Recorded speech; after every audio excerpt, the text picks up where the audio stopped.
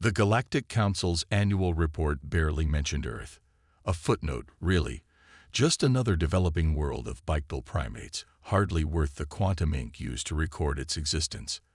The Arxer delegation didn't even bother reading that section, their scaled appendages flicking past it with practiced indifference. To them, Earth was just another primitive world, centuries away from achieving meaningful spaceflight. They couldn't have been more wrong.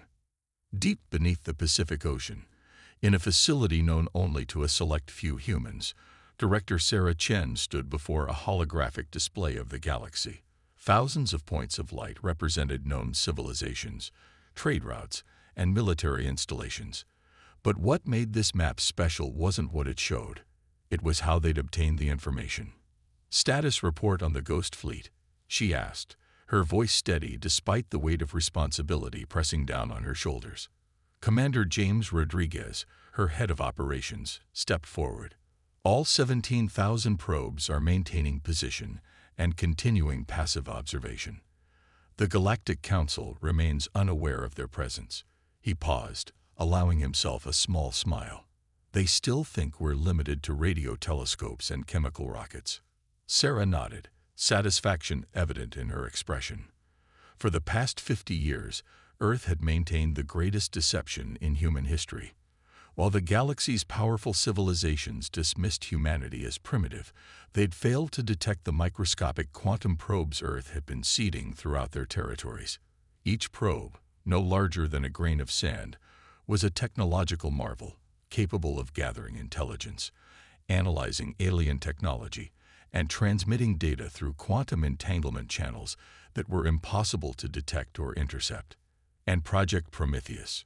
she asked, turning to Dr. Yuki Tanaka, their chief scientist. The elderly scientist's eyes lit up with pride. "The first batch of ships is ready. The quantum fold drives have exceeded all expectations in testing. We can cross the galaxy in hours, not years.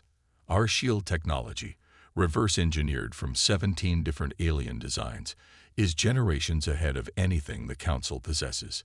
She gestured to another hologram, showing massive vessels hidden in underwater hangars. "And the best part, they still think we're struggling to reach Mars." The deception had begun out of necessity.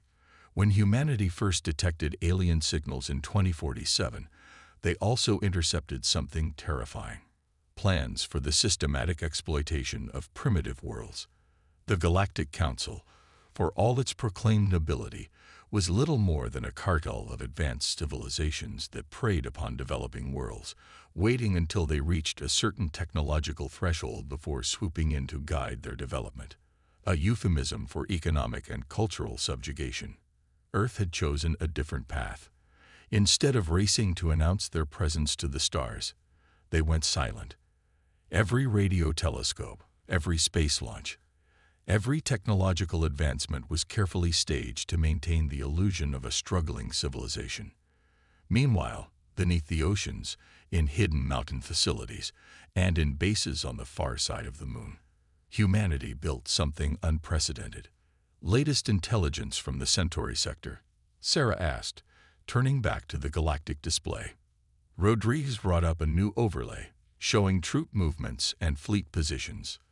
"The Arxer are planning something big. They've been mobilizing forces along the outer rim, well away from Council observation posts.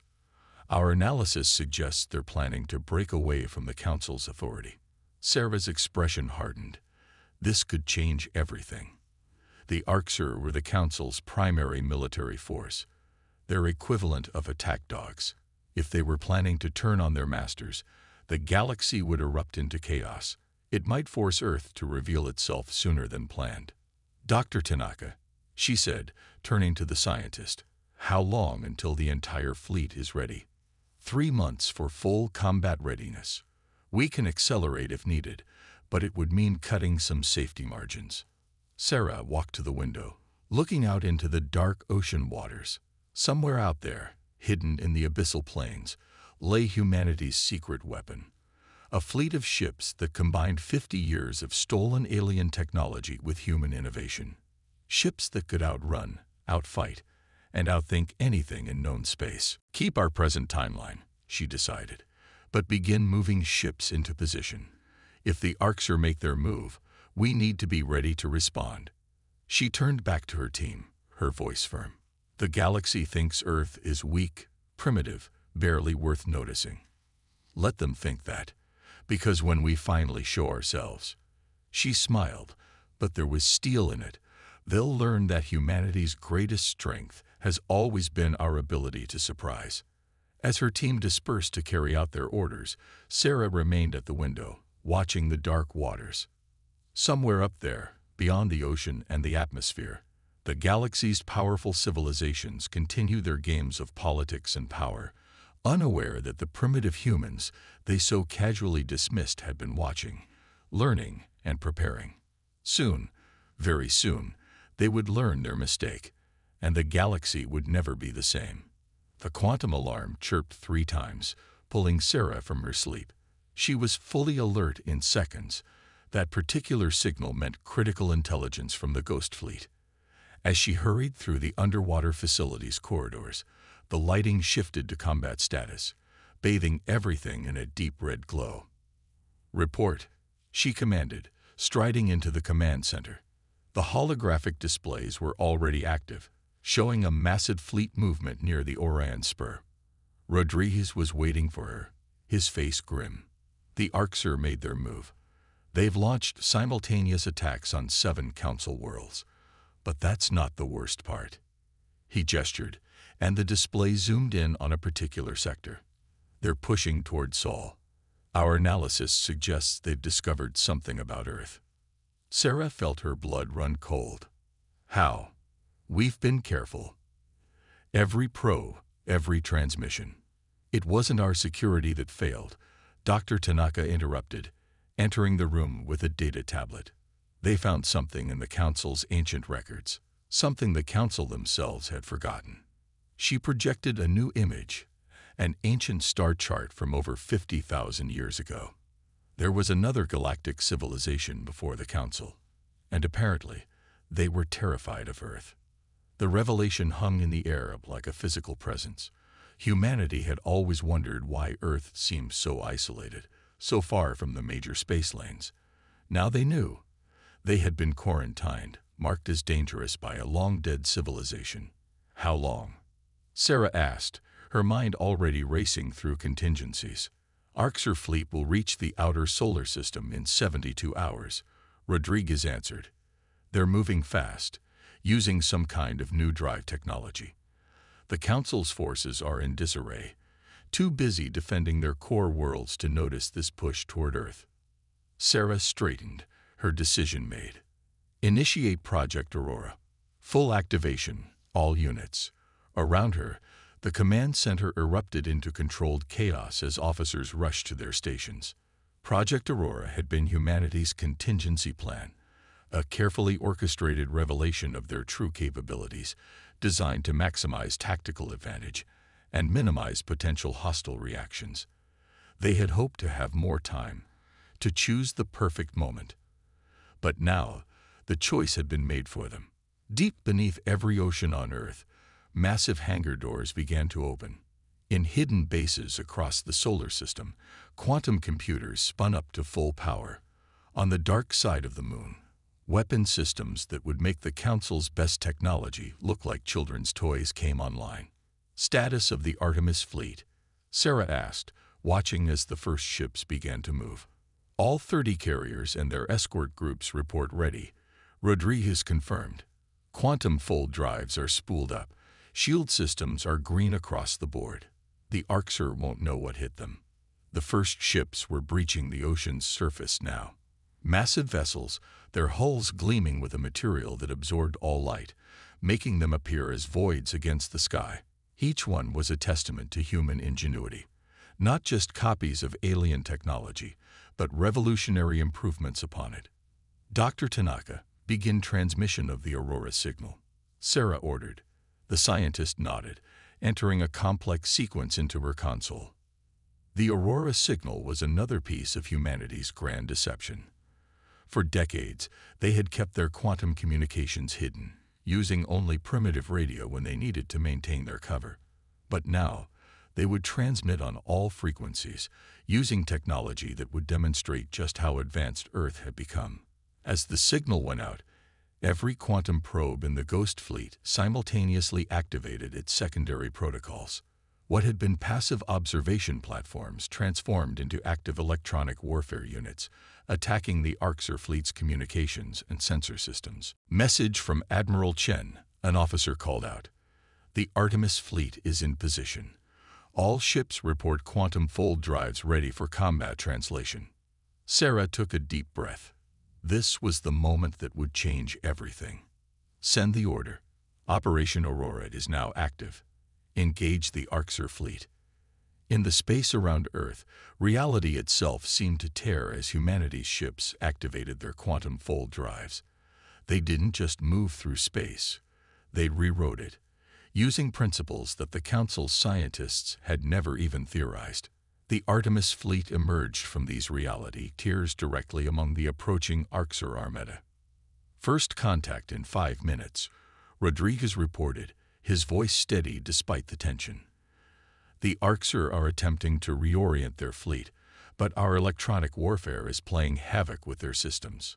Sarah watched the tactical display, her expression determined. Send the prepared message to all Arxer ships. Let's see if they're wise enough to reconsider their choices. The message was simple but powerful. You thought Earth was weak.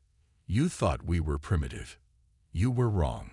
We are humanity, and we have been watching. We have been learning. We have been preparing. You have one chance to retreat. There will not be a second. On the display, the Arxer fleet's formation wavered. For the first time in their history, they faced an enemy that had completely outmaneuvered them, using technology they couldn't understand. The hunters had become the hunted, and they knew it. The galaxy was about to learn that humanity's greatest deception wasn't pretending to be weak. It was hiding just how strong they had become. The Arxer flagship Dominion's Fang hung in space like a twisted sculpture of darkness and metal, its hull bristling with weapons that had subjugated 100 worlds. Yet for the first time in its long history of conquest, its commander felt something unfamiliar: doubt. Supreme Commander Vexkar watched the tactical display with all 4 of his eyes, mandibles clicking in agitation. The human ships before him defied everything he knew about warfare. They moved impossibly, appearing and disappearing at will, their drives leaving ripples in reality itself. His best sensors couldn't even maintain a lock on them. Status report, he demanded, his translator rendering his clicks and hisses into standardized galactic common. Unknown, Supreme Commander, his science officer admitted. Their technology, it's beyond our understanding.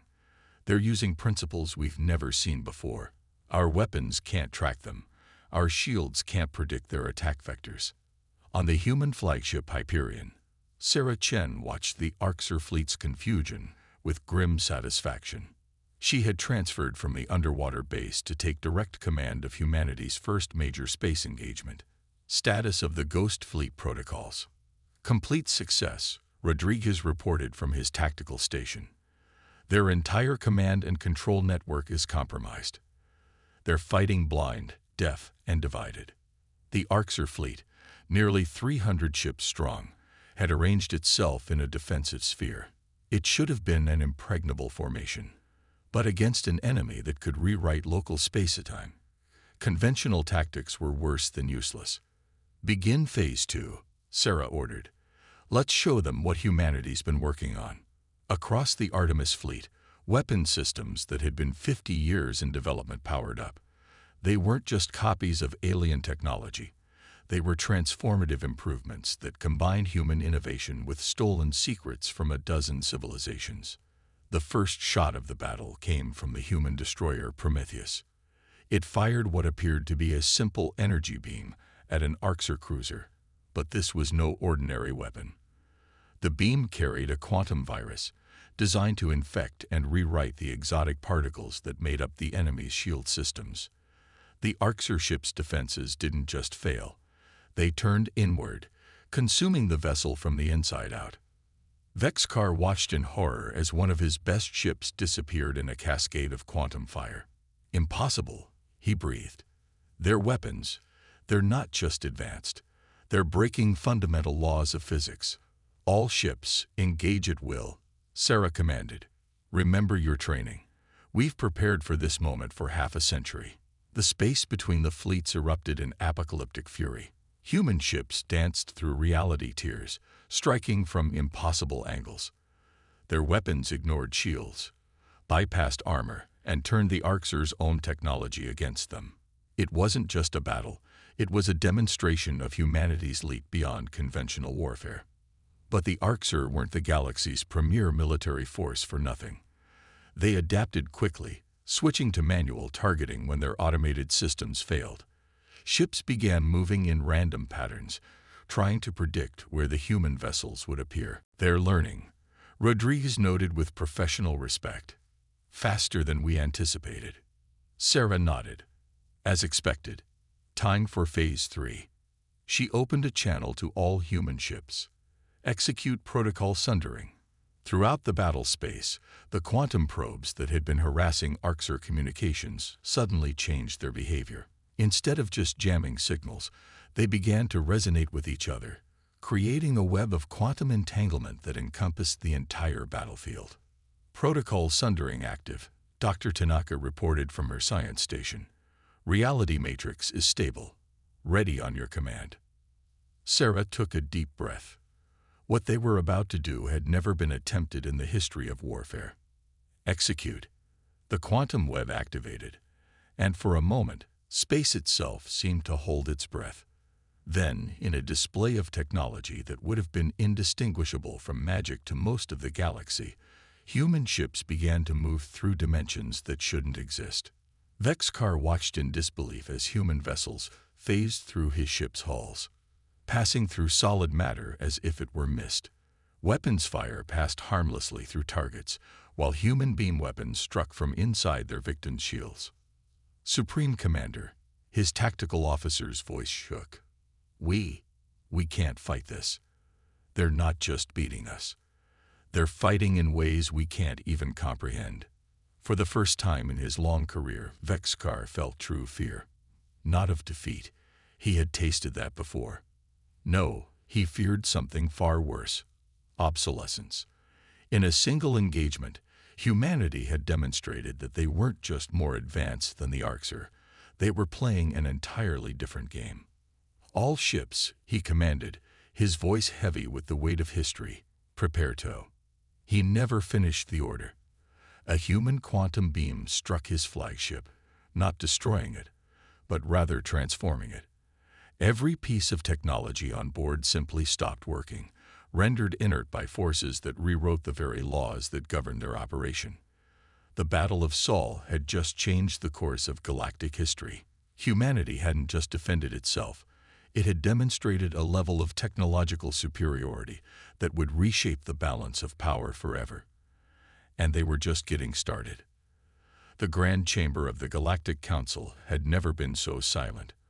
Representatives from 1,000 worlds sat in stunned disbelief as they watched the recording of the Battle of Sol for the third time. The mighty Arxer fleet, their most feared military force, had been systematically dismantled by ships from a world they had dismissed as primitive. High Counselor Zexna, her crystalline form shimmering with anxiety, finally broke the silence. How did we not see this coming? How did they hide this level of technology from us? On the massive holographic display, another Arxer ship vanished as human quantum weapons rewrote the laws of physics around it. The recording ended, leaving the chamber in darkness broken only by the bioluminescence of various alien species. Perhaps, a voice rang out from the entrance, "You saw exactly what we wanted you to see." Sarah Chen strode into the chamber, flanked by Rodriguez and Dr. Tanaka. Their arrival hadn't been announced. They had simply appeared, their quantum technology bypassing every security measure the Council had in place. "Impossible," one of the Council guards hissed, raising his weapon. "This chamber is protected by 47 different layers of security, including temporal shields and phase barriers. Rodriguez interrupted. "We helped design most of them, through shell companies and proxy agents. Did you never wonder why your best technology always seemed to have subtle vulnerabilities?" The implications of that statement sent shockwaves through the chamber. Humans hadn't just hidden their advancement. They had actively shaped the technological development of the entire galaxy. "The Ghost Fleet," Sarah continued, activating a hologram of her own. "It showed millions of quantum probes spread throughout Council space. While you watched our primitive radio signals and chemical rockets, we were watching everything. Learning, improving, preparing. For what?" High Counselor Zexna demanded. "To conquer us. To take revenge for our dismissal of your species." Dr. Tanaka laughed softly. "If we wanted conquest, this conversation wouldn't be happening. No, we prepared because we saw the flaws in your system. The Council claims to protect developing worlds, but in reality, you exploit them. You wait until they reach a certain level of technology, then swoop in to guide their development, stealing their resources and binding them in uneven treaties." Sarah stepped forward, her presence commanding attention despite being physically smaller than most species present. "We're here to propose a change, a fundamental restructuring of how the galaxy operates." The chamber erupted in protests, but they died quickly as every piece of technology in the room briefly flickered, a gentle reminder of humanity's capabilities. "The Arxers' attempted rebellion gave us the opportunity to reveal ourselves," Sarah continued. "But we've been ready for decades. We have ships positioned throughout the galaxy. Our quantum network can shut down any technology we choose. We could paralyze every military installation, every industrial center, every transportation hub in Council space with a single command." "You're threatening us?" a reptilian counselor growled. "No," Sarah's voice was firm. "We're offering you a choice. Continue as you are, watching your power crumble as more species discover your exploitation, or work with us to build something better. A true galactic community, not an empire in disguise." She gestured, and new holograms appeared, showing technological and social innovations that made even the most advanced Council worlds look primitive. "We've solved problems your scientists thought impossible. We've developed technologies that don't just advance civilization, they transform it. We're offering to share this knowledge, but only if the Council agrees to real change." Dr. Tanaka stepped forward, activating a detailed presentation. "Our first proposal is the establishment of the Galactic Development Initiative. Any world, regardless of their technological level, will have a voice in their own development. No more exploitation, no more forced treaties." "And if we refuse?" High Counselor Zexna asked, though her tone suggested she already knew the answer. "Then humanity will proceed alone," Rodriguez stated simply. "We'll continue to advance, to explore, to grow. And you'll watch as your member worlds, one by one, realize there's a better option available." The Council chamber buzzed with quiet conversations as representatives discussed this unprecedented situation. They had never faced anything like this, a species that had completely outmaneuvered them, technologically, politically, and strategically. Sarah watched the reactions with careful attention. This was the moment that would determine the galaxy's future. Humanity had spent 50 years preparing not just technology, but plans for reform, for progress, for a fundamental reimagining of galactic civilization.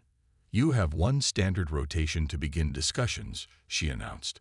"Our fleet remains in position throughout Council space. We hope you'll choose cooperation, but we're prepared for any decision."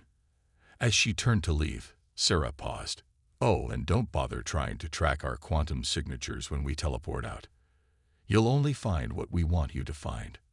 With that, she and her team vanished, leaving behind a chamber full of the most powerful beings in the galaxy, all realizing that their power had been an illusion all along. 1 year after humanity's revelation to the galaxy, the view from Earth's orbital command center told a story of transformation. Hundreds of ships from dozens of species moved through the solar system, their designs a blend of traditional alien architecture and new human innovations. Earth had become the center of a technological renaissance that was reshaping galactic civilization. Sarah Chen stood at the observation deck, watching a massive Arxer dreadnought dock with one of the quantum engineering stations. The same ships that had once come to conquer were now here to learn. The irony wasn't lost on her. Latest reports from the Development Initiative, Rodriguez said, joining her at the window. Another 12 worlds have signed on. Even some of the old guard council members are starting to come around. Sarah nodded, satisfaction evident in her expression. The past year had been challenging, but the galaxy was changing faster than anyone had expected. The revelation of humanity's true capabilities had sparked not just fear or awe, but hope. Hope for a future beyond the old hierarchies and exploitation. "And the Arxer integration program?" she asked. "Better than we hoped," Rodriguez replied. "They're natural warriors, yes, but they're also incredible engineers once you give them the right tools. Their quantum physics division is already making breakthroughs we hadn't considered." The Arxer had surprised everyone with their adaptation to the new galactic order. After their defeat at Sol, they had been the first to recognize the opportunity humanity was offering. Their martial culture, once focused on dominance, had transformed into a drive for technological excellence. Dr. Tanaka's voice came through the quantum comm. "Sarah, you're going to want to see this. We've just received the first results from the Andromeda probe network." The observation deck's windows transformed into display screens, showing data from humanity's latest project. While the galaxy had been adjusting to Earth's emergence, humanity had quietly launched their next great endeavor, extending their quantum probe network to the nearest major galaxy. "The signals are clear," Dr. Tanaka continued, excitement evident in her voice. "There's active civilization in Andromeda. Advanced, possibly even beyond our current level, and they've noticed our probes." Sarah felt a familiar thrill, the same one she'd experienced when humanity first detected alien signals decades ago. "Are they hostile?" "No," Tanaka replied. "They're curious. They're sending signals back through our quantum network. Complex mathematical equations, scientific principles. I think they're trying to establish a dialogue." "Just like we did," Rodriguez mused. "Watching, learning, reaching out carefully." Sarah smiled. Humanity had changed the Milky Way by revealing themselves as secret watchers who had grown beyond their apparent limitations.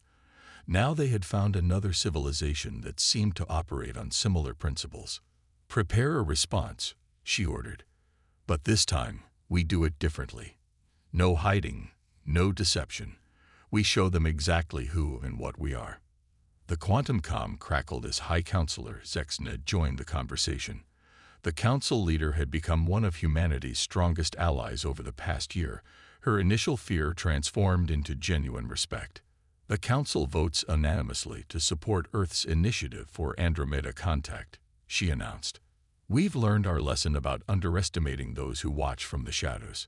Perhaps it's time for both our galaxies to step into the light together." Sarah turned back to the window, watching the endless stream of ships moving through space.